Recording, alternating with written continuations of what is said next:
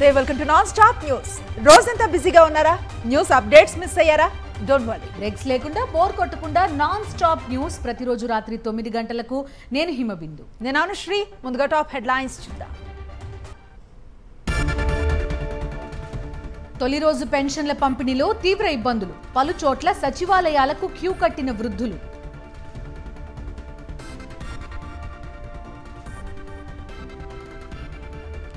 Padmavati Mahila university VC రాజీనామా, రాష్ట్ర ప్రభుత్వం ఒత్తిళ్లతో రిజైన్ చేస్తున్నట్లుగా ప్రకటన.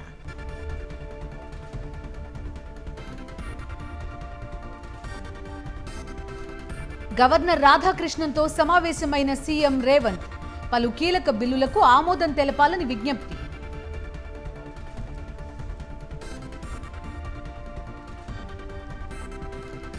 త్వరలో తెలంగాణ కేబినెట్ విస్తరణ, మార్పులు చేర్పులు ఉంటాయన్న మంత్రి దామోదర.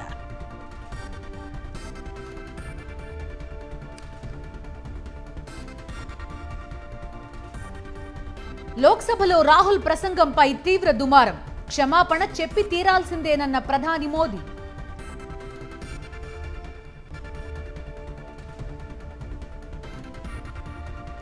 అమల్లోకి 3 కొత్త క్రిమినల్ చట్టాలు, సత్వరంగా న్యాయం జరుగుతుందన్న అమిత్ షా.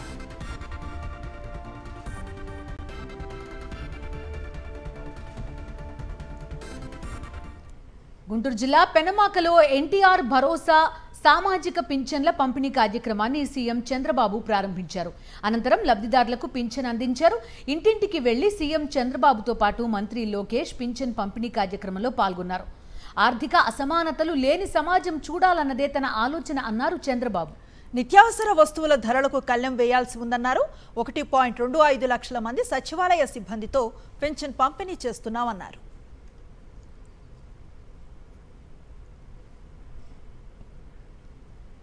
పెన్షన్ల విషయంలో మొదటి నెలలోనే చంద్రబాబు ప్రభుత్వం మోసం చేసింది. కొన్ని కేటగిరీల లబ్ధిదారులకే పెన్షన్ డబ్బులను పెంచారు.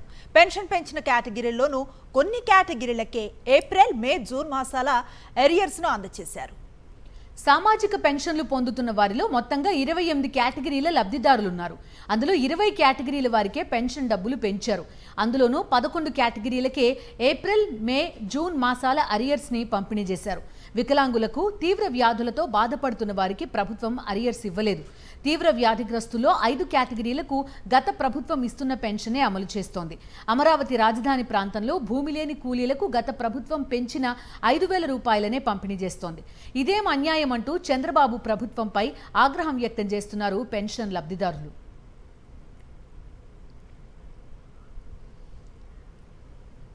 కూటమి ప్రభుత్వం పెన్షన్ పంపిణీలో దివ్యాంగులను మోసం చేసిందని ధ్వజమెత్తారు నర్సీపట్నం మాజీ ఎమ్మెల్యే గణేష్. ఎన్నికల్లో ఇచ్చిన హామీ ప్రకారం వారికి బకాయిలతో కలిపి 15,000 రూపాయలు ఇవ్వాలన్నారు.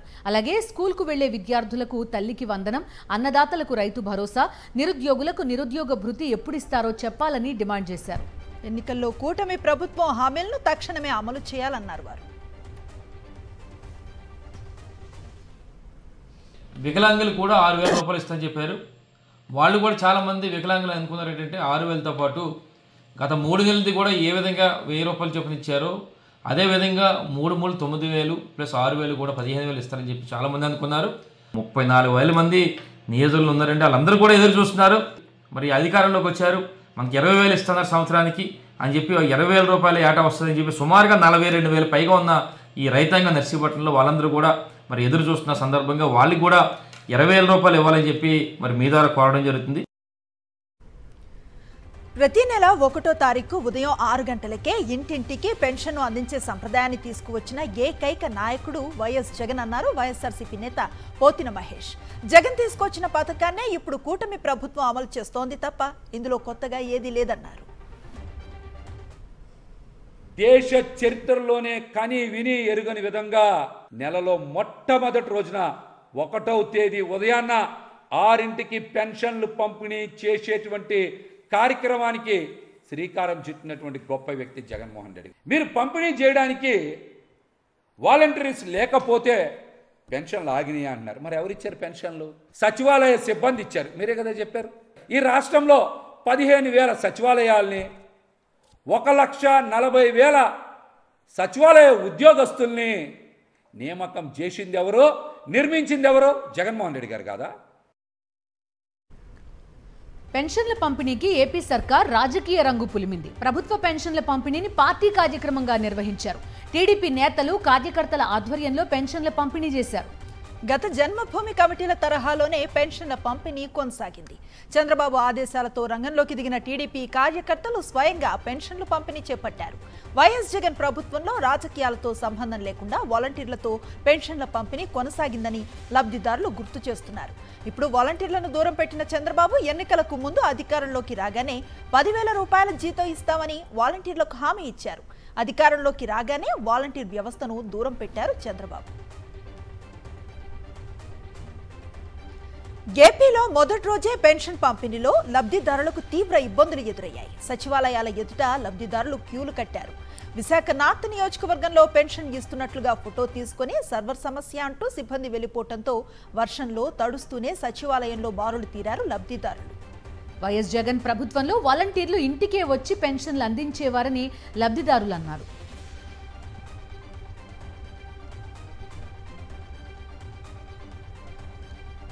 ఏపీ వ్యాప్తంగా చాలా ప్రాంతాల్లో పింఛన్ కోసం లబ్ధిదారులు తీవ్ర ఇబ్బందులు ఎదుర్కొన్నారు. పింఛన్ కోసం వేచి చూసి ఇంటికి వెళ్లిపోయారు వృద్ధులు. తమకు పింఛన్ మళ్లీ ఎప్పుడు ఇస్తారోనని లబ్ధిదారులు ఆందోళన చెందుతున్నారు.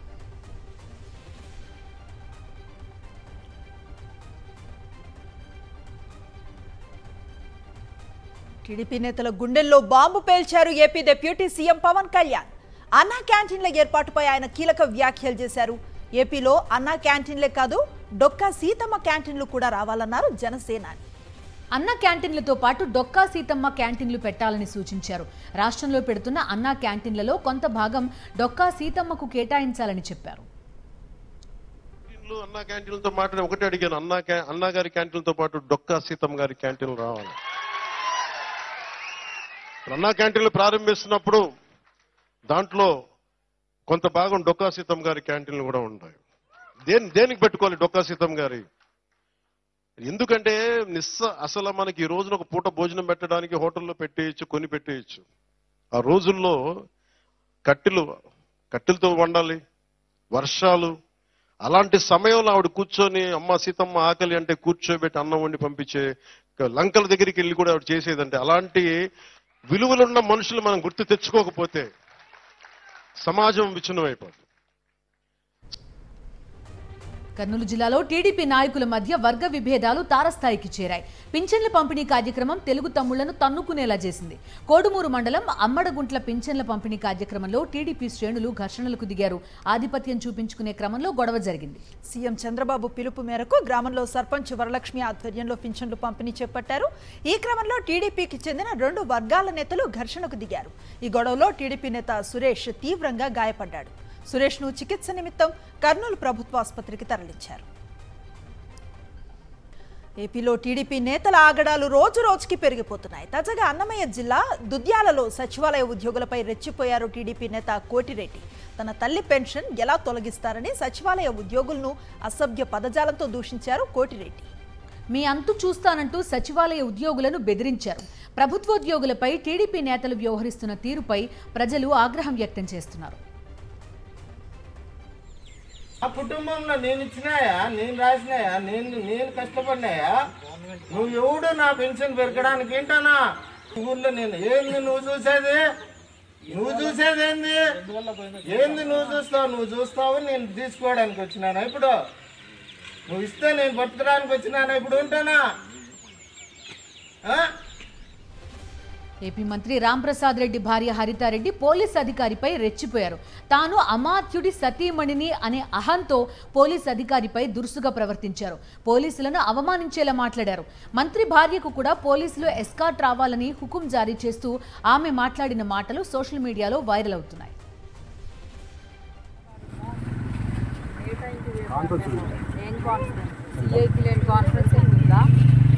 వచ్చాననుకున్నావా? డ్యూటీలో రావాలని చెప్పి యూనిఫామ్ కూడా లేదా మీకు? దేనికి సారీ? ఏంటి పొరపాటు? గవర్నమెంటే కదా ఇస్తుండే జీతము. వైసీపీ వాళ్ళు ఏమైనా ఇచ్చారా? మరి డ్యూటీ చేస్తున్నారా లేకపోతే ఏమన్నా? మీకోసం అర్ధగంట నుంచి వెయిట్ చేస్తాము. వాళ్ళు ఇప్పుడు ప్రోగ్రామ్ అంతా మీరు వస్తున్నారా ఎట్లా? పదో మీ వెహికల్. టీడీపీలో నేతల మధ్య రగడ రేగుతోంది. మధ్యాహ్న భోజన ఏజెన్సీలు, ఫీల్డ్ అసిస్టెంట్స్, ఇతరాత్ర పోస్టులు, పదవుల కోసం పట్టుపడుతున్నారు తమ్ముళ్లు. పార్టీ అధికారంలోకి వచ్చి నెల రోజులు గడవక ముందే తనుక్కునే స్థాయికి వెళ్లారు. కర్నూలు జిల్లా టీడీపీలో వర్గ విభేదాలు భగ్గుమన్నాయి. మంత్రాలయంలో జిల్లా టీడీపీ అధ్యక్షుడు తిక్కారెడ్డి, రాఘవేందర్ రెడ్డి వర్గీయుల మధ్య ఘర్షణ జరిగింది. జెడ్పీ స్కూల్లో మధ్యాహ్న భోజన పథకం ఏజెన్సీ అంశంపై రెండు వర్గాల మధ్య వాగ్వాదం జరిగింది. టీడీపీ శ్రేణులు పరస్పరం దాడులు చేసుకున్నారు. జమ్మూ కశ్మీర్లో జరిగిన ప్రమాదంలో ఏపీకి చెందిన 3 జవాన్లు వీరమరణం పొందారు. లదాఖ్లో నది దాటుతూ యుద్ధ ట్యాంకు కొట్టుకుపోయిన ఘటనలో ప్రాణాలను కోల్పోయారు. కృష్ణా జిల్లా చేవెండ్రకు చెందిన సాదరబోయిన నాగరాజు, బాపట్ల జిల్లాకు చెందిన సుభాన్ ఖాన్, ప్రకాశం జిల్లాకు చెందిన ఎంఆర్కే రెడ్డి ఉన్నారు. వారి పార్థివ దేహాలకు గన్నవరం ఎయిర్పోర్ట్లో టెర్మినల్ వద్ద ఆర్మీ లాంఛనాలతో అధికారులు నివాళులర్పించారు. గన్నవరం విమానాశ్రయం నుంచి ప్రత్యేక ఆర్మీ వాహనాల్లో పార్థివ దేహాలను స్వస్థలాలకు తరలించారు.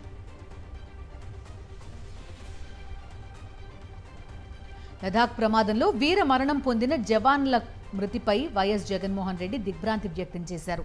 జవాన్ల కుటుంబాలకు ప్రగాఢ సానుభూతి తెలిపారు వైఎస్ జగన్. మృతి చెందిన జవాన్ల కుటుంబాలకు ₹1 కోటి ఆర్థిక సాయం చేయాలని రాష్ట్ర ప్రభుత్వానికి వైఎస్ జగన్మోహన్ రెడ్డి విజ్ఞప్తి చేశారు. దేశ రక్షణలో జవాన్ల సేవలు చిరస్మరణీయమని కొనియాడారు.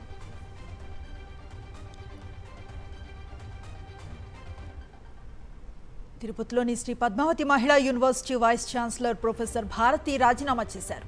రాష్ట్ర ప్రభుత్వం ఒత్తిళ్లతో భారతి వీసీ పదవికి రాజీనామా చేసినట్లుగా తెలుస్తోంది. 2023 జూన్ 15న శ్రీ పద్మావతి మహిళా యూనివర్సిటీ వీసీగా నియమితులయ్యారు ప్రొఫెసర్ భారతి. మరో 2 ఏళ్లు పదవీకాలం ఉండగానే రాజకీయ ఒత్తిడితో రాజీనామా చేశారామె.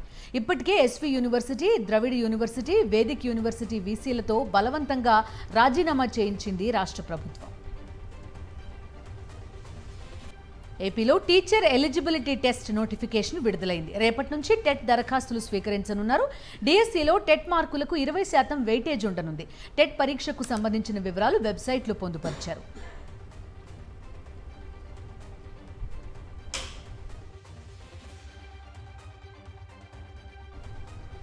సీఎం రేవంత్ రెడ్డి గవర్నర్ రాధాకృష్ణన్తో 2 గంటల పాటు భేటీ అయ్యారు. గవర్నర్తో లంచ్కు భేటీ అయిన సీఎం రాష్ట్రానికి చెందిన పలు అంశాలపై చర్చించినట్లుగా తెలుస్తోంది. ప్రధానంగా మంత్రిమండలి విస్తరణ, గవర్నర్ కోట ఎమ్మెల్సీల ఎంపిక వ్యవహారం, పలు బిల్లులకు సంబంధించి చర్చించినట్లుగా సమాచారం. రాష్ట్రంలో తాజా రాజకీయ పరిస్థితుల దగ్గర నుంచి ప్రభుత్వం అమలు చేస్తున్న వివిధ సంక్షేమ అభివృద్ధి కార్యక్రమాలపై కూడా వీరి మధ్య చర్చ వచ్చినట్టుగా తెలుస్తోంది.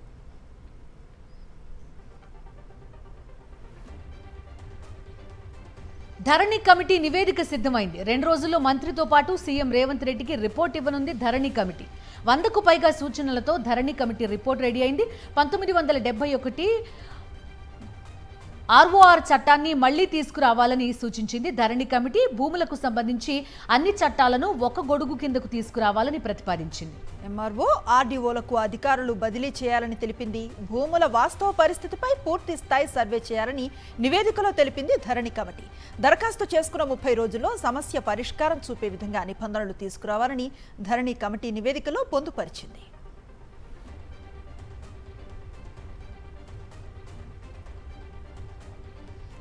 ఛత్తీస్గఢ్ నుంచి విద్యుత్ కొనుగోలుపై విచారణకు ఏర్పాటు చేసిన కమిషన్ను రద్దు చేయాలని బీఆర్ఎస్ అధినేత కేసీఆర్ దాఖలు చేసిన రిట్ పిటిషన్పై తెలంగాణ హైకోర్టు తీర్పును వెలువరించింది.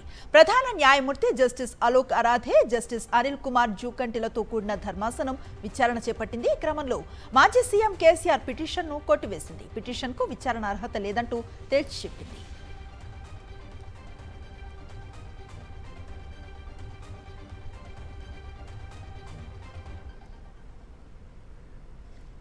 త్వరలో తెలంగాణ కేబినెట్ విస్తరణ జరగనున్న నేపథ్యంలో కీలక వ్యాఖ్యలు చేశారు మంత్రి దామోదర రాజనరసింహ. మీడియాతో చిట్చాట్లో శాఖల మార్పులు చేర్పులు ఉంటాయన్నారు. సీతక్కకు హోంమంత్రి పదవి ఇచ్చే అవకాశం ఉందన్నారు. దానం రాజగోపాల్ రెడ్డిలకు కేబినెట్లో చోటు దక్కే అవకాశం ఉందని, నిజామాబాద్ నుంచి ఒకరికి మంత్రి పదవి దక్కే ఛాన్స్ ఉందన్నారు మంత్రి దామోదర రాజనరసింహ.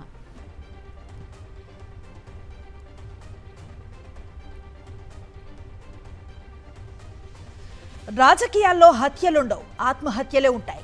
జగిత్యాల ఎమ్మెల్యే సంజయ్ కాంగ్రెస్ పార్టీలో చేరి ఆత్మహత్య చేసుకున్నాడని బీఆర్ఎస్ వర్కింగ్ ప్రెసిడెంట్ కేటీఆర్ అన్నారు.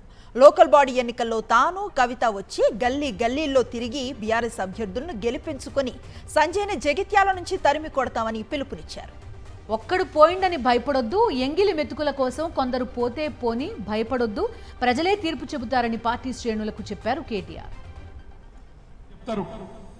రాజకీయాల్లో హత్యలుండవు, ఆత్మహత్యలే ఉంటాయి. మీ జగిత్యాల ఎమ్మెల్యే ఆత్మహత్య చేసుకున్నాడు, బాయిల దుంకిడు బండ కట్టుకొని.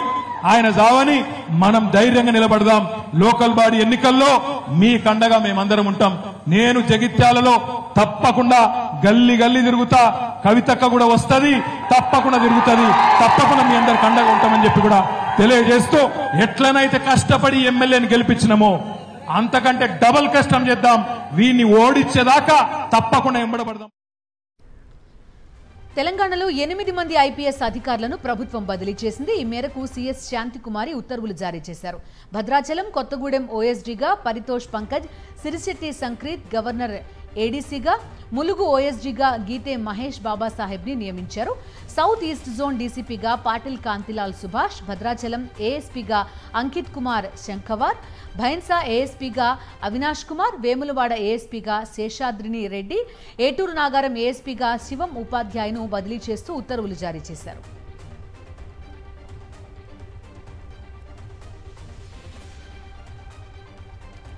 రాజ్భవన్ ముట్టడికి యత్నించిన వామపక్ష విద్యార్థి సంఘాల ప్రతినిధులను పోలీసులు అరెస్ట్ చేశారు. ర్యాలీగా బయలుదేరిన విద్యార్థులను అడ్డుకున్న పోలీసులు పలువురు విద్యార్థి సంఘాల ప్రతినిధులను అదుపులోకి తీసుకున్నారు. ఈ నేపథ్యంలో విద్యార్థులు పోలీసులకు మధ్య పెనుగులాట జరిగింది. కొందరు విద్యార్థులను పోలీసులు చితకబాదారు. పోలీసుల ఓవర్ యాక్షన్ పై విద్యార్థి సంఘ నేతలు మండిపడ్డారు.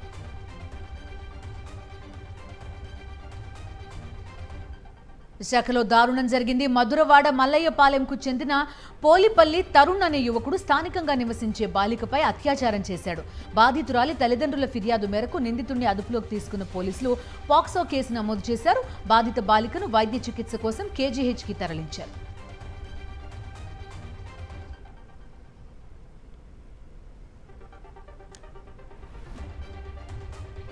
మహిళను ఓ వ్యక్తి కారుతో ఢీకొట్టి హత్య చేసిన సంఘటన ఉప్పల్ పోలీస్ స్టేషన్ పరిధిలో చోటు చేసుకుంది.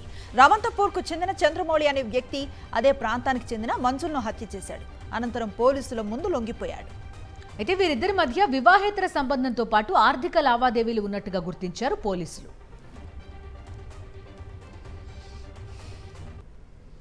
జాతీయ వార్తలు చూద్దాం. రాష్ట్రపతి ప్రసంగానికి ధన్యవాద తీర్మానంపై రాజ్యసభలో వాడివేడి చర్చ జరిగింది. ప్రధాని మోదీ ఆర్ఎస్ఎస్ పై విపక్ష ఖర్గే చేసిన వ్యాఖ్యలు సభలో గందరగోళానికి దారితీశాయి. సార్వత్రిక ఎన్నికలను ఏకపక్షంగా మార్చేందుకు ప్రధాని ప్రయత్నించారని, మందిర్ మసీద్ అంటూ విభజన ప్రసంగాలు చేశారంటూ ధ్వజమెత్తారు ఖర్గే. ప్రతిష్టాత్మక విద్యా సంస్థలను బీజేపీ, ఆర్ఎస్ఎస్ వ్యక్తులు కబ్జా చేశారని, ప్రవేశ పరీక్షల నిర్వహణలో అక్రమాలకు ఇదే కారణమని ఆరోపించారు ఖర్గే.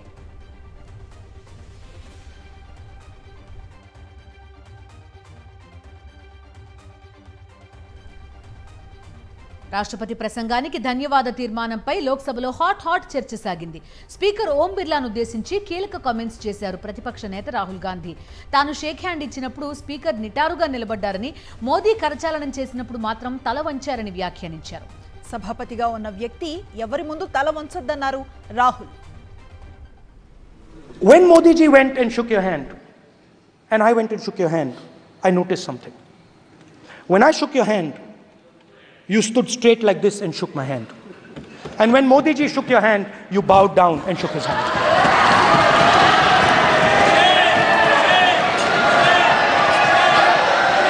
ये आसन के सामने आरोप है, ये चेयर के सामने आरोप कर रहे हैं माननीय. Now with all respect, sir.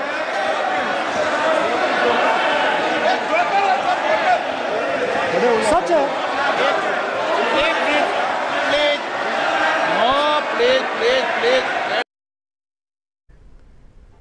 Rahul Gandhi వ్యాఖ్యలకు కౌంటర్ ఇచ్చారు స్పీకర్ ఓం బిర్లా. పెద్దవాళ్లను గౌరవించడం తాను నేర్చుకున్న సంస్కారం అన్నారు. వయసులో పెద్దవారు కాబట్టి ప్రధాని మోదీతో గౌరవ సూచకంగా వ్యవహరించారని తెలిపారు. माननीय प्रधानमंत्री सदन के नेता हैं और मुझे मेरी संस्कृति संस्कार ये कहते हैं, व्यक्तिगत जीवन में भी, सार्वजनिक जीवन में भी और इस आसन पर भी जो हमसे बड़े हैं उनको झुककर नमस्कार करो। मुझे यही सिखाया है, और बराबर वालों से बराबर का व्यवहार करो, यही मुझे सिखाया है। और इसीलिए అగ్నివీర్ స్కీమ్పై ఘాటు విమర్శలు చేశారు ప్రతిపక్ష నేత రాహుల్ గాంధీ. అగ్నివీర్ అంటే యూజ్ అండ్ త్రో కార్మికులు అన్నారు. అగ్నివీరులకు సరైన శిక్షణ లేదని, దేశ రక్షణలో ప్రాణాలు కోల్పోతే అమరవీరుల గౌరవం కూడా ఇవ్వడం లేదని ఆందోళన వ్యక్తం చేశారు. अग्निवीर यूज एंड थ्रो मजदूर है, और आप उससे कहते हो, उसको आप 6 महीने की ट्रेनिंग देते हो, 6 महीने की ट्रेनिंग देते हो। दूसरी तरफ चाइना के जवान को 5 साल की ट्रेनिंग मिलती है, राइफल लेकर उसके सामने खड़ा कर देते हो, उसके दिल में भय पैदा करते हो, एक जवान और दूसरे जवान के बीच में फूट डालते हो कि एक को पेंशन मिलेगी, एक को शहीद का दर्जा मिलेगा, दूसरे को नहीं मिलेगा, और फिर अपने आप को देशभक्त कहते हो। ఏపీకి ప్రత్యేక హోదా ఇవ్వాలని రాజ్యసభలో డిమాండ్ చేశారు వైఎస్ఆర్సీపీ ఎంపీ మేడా రఘునాథరెడ్డి. ప్రత్యేక హోదాను నిరాకరించడం ఏపీ రాజ్యాంగ హక్కులను ఉల్లంఘించడమేనన్నారు. ఏపీకి ప్రత్యేక హోదా ఇవ్వాలని గతంలో వైఎస్ జగన్ చాలాసార్లు ప్రధానికి విజ్ఞప్తి చేశారని గుర్తు చేశారు MP Meda. Former Chief Minister Y.S. Jagan Mohan Reddy has met with Honorable Prime Minister and Honorable Home Minister on numerous occasions, each time requesting this status for our state, sir. It has been 10 years since the bifurcation of Andhra Pradesh, the division carried out without the consent and consultation of the people. Reorganization Act 2014 remains unfulfilled by successive central governments despite repeated requests and protests from the people of government of Andhra Pradesh, sir. Liquor scam కేసులో MLC కవితకు ఢిల్లీ హైకోర్టులో నిరాశ ఎదురైంది. కవిత దాఖలు చేసిన 2 bail పిటిషన్లను తిరస్కరిస్తూ court ఉత్తర్వులు జారీ చేసింది. కవితను నిరాధార ఆరోపణలతో అరెస్టు చేశారని, ఒక పార్టీకి కీలక నేతగా ఉన్నా ఆమెకు ఎలాంటి అవకాశాలు కల్పించకుండా ఉంచారని ఆరోపిస్తూ ఆమె తరపు న్యాయవాదులు వాదించారు. ప్రస్తుతం లిక్కర్ స్కామ్ కేసు కీలక దశలో విచారణ కొనసాగుతూ ఉన్న తరుణంలో ఆమెకు బెయిల్ను మంజూరు చేస్తే సాక్ష్యాలు తారుమారు చేసే అవకాశం ఉందని, ఎట్టి పరిస్థితుల్లో కవితకు బెయిల్ను మంజూరు చేయవద్దని సిబిఐ, ఈడీ న్యాయవాదులు కోర్టును కోరారు. సిబిఐ, ఈడీ వాదనల్ని పరిగణలోకి తీసుకున్న కోర్టు కవిత పిటిషన్లను తిరస్కరిస్తూ ఉత్తర్వులు జారీ చేసింది.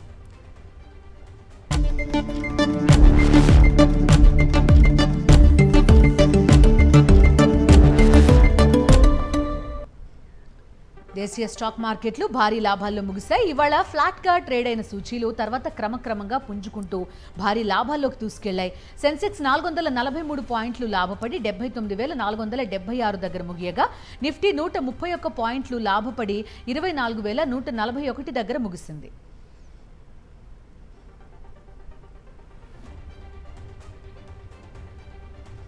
పసిడి ప్రియులకు ఊరట కొనసాగుతోంది. దేశవ్యాప్తంగా బంగారం ధరలు వరుసగా 2వ రోజు స్థిరంగా కొనసాగుతున్నాయి. హైదరాబాద్, విజయవాడ, ముంబై నగరాల్లో 22 క్యారెట్ల 10 గ్రాముల బంగారం ధర 66,250 రూపాయలు ఉండగా, 24 క్యారెట్ల 10 గ్రాముల బంగారం ధర 72,280 రూపాయలుగా ఉంది. చెన్నైలో 10 గ్రాముల 22 క్యారెట్ల బంగారం ధర 66,850 రూపాయలు, 24 క్యారెట్ల గోల్డ్ 72,930 రూపాయలుగా ఉంది. వెండి ధర ఇవాళ 200 రూపాయలు పెరిగింది, కేజీకి 94,700 రూపాయలుగా ఉంది.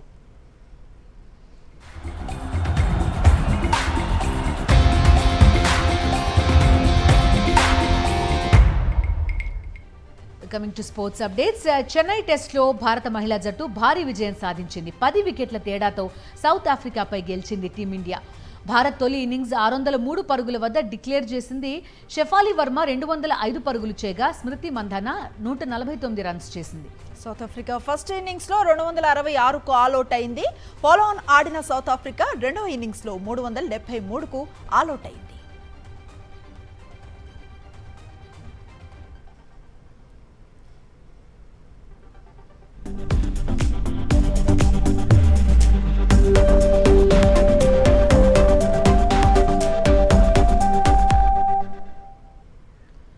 సినిమా అప్డేట్స్ స్క్రీన్ 90లో చూద్దాం.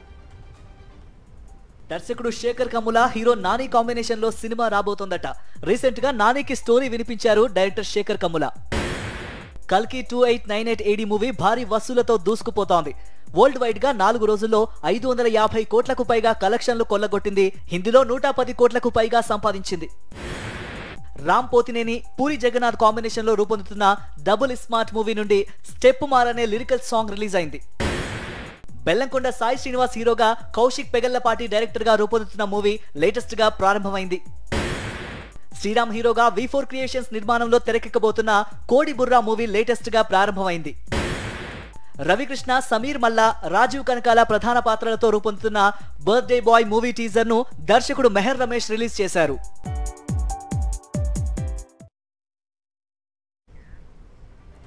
ఇవి non stop 9 PM news details.